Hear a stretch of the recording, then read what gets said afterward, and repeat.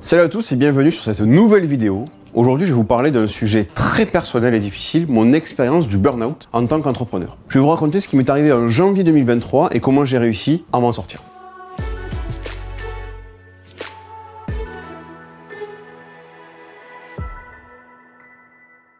Janvier 2023, sur le papier, tout allait bien. Pour ma société, nous venons de signer plusieurs gros contrats, l'équipe s'agrandissait et le chiffre d'affaires était en hausse. Mais en coulisses, c'était une toute autre histoire. Je me levais à 5 h du matin, je travaillais jusqu'à minuit, quasiment 7 jours sur 7. Je jonglais entre les réunions clients, le management d'équipe, la gestion financière et 1000 autres tâches. Mon téléphone ne s'arrêtait jamais de sonner, je mangeais sur le pouce quand je mangeais.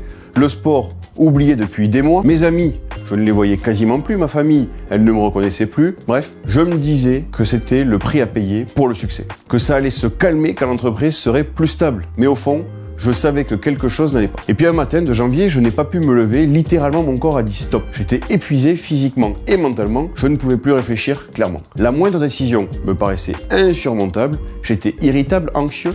Et pour la première fois de ma vie, j'ai eu quelques pensées dépressives. C'était le burn-out. L'épuisement professionnel dans toute sa splendeur. Cette expérience m'a forcé à me remettre en question sur beaucoup de choses. Voici ce que j'ai appris et les changements que j'ai mis en place pour vous éviter un futur burn-out. L'importance des limites. J'ai appris à dire non à mes clients, à mes collaborateurs et même à moi-même. J'ai fixé des horaires de travail stricts et je m'y tiens. 2. La délégation. J'ai réalisé que je ne pouvais pas tout faire moi-même. J'ai embauché des personnes pour le marketing, pour le commerce, pour l'administration. Ça m'a beaucoup aidé à gérer mon entreprise au quotidien. 3. Le self-care. Je me suis remis à faire du sport.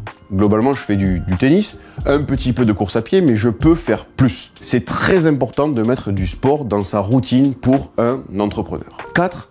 La déconnexion. J'ai instauré des périodes sans téléphone, sans email, sans ordinateur. Ça m'a permis de me reconnecter avec ma famille et mes amis. Souvent, le dimanche, je coupe tout. 5. L'aide professionnelle. J'ai consulté un psychologue en début d'année 2023, spécialisé dans le burn-out des entrepreneurs. Ça m'a énormément aidé à comprendre et à surmonter cette épreuve. 6. La redéfinition du succès. J'ai réalisé que le succès, ce n'était pas seulement le chiffre d'affaires ou la croissance de votre entreprise, c'est aussi l'équilibre et le bien-être entre votre vie perso et votre vie professionnelle. 7. Le chemin pour sortir du burn-out a été long et difficile. Il m'a fallu plusieurs semaines, plusieurs mois pour retrouver mon énergie et ma passion pour l'entrepreneuriat. Aujourd'hui, ça va extrêmement bien et je suis très équilibré entre ma vie perso et ma vie pro.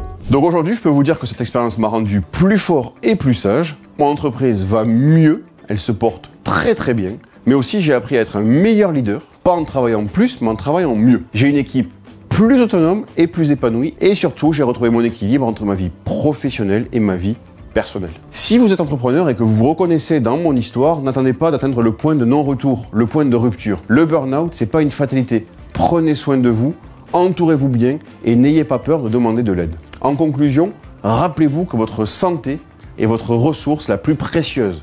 Sans elle, rien n'est possible. Prenez-en soin comme vous prenez soin de votre entreprise. Si cette vidéo vous a touché, j'espère, n'hésitez pas à la partager, elle pourrait aider d'autres entrepreneurs qui traversent des moments difficiles. Likez, abonnez-vous et dites-moi en commentaire comment vous gérez votre stress en tant qu'entrepreneur. Merci d'avoir regardé, prenez soin de vous et à bientôt pour une nouvelle vidéo.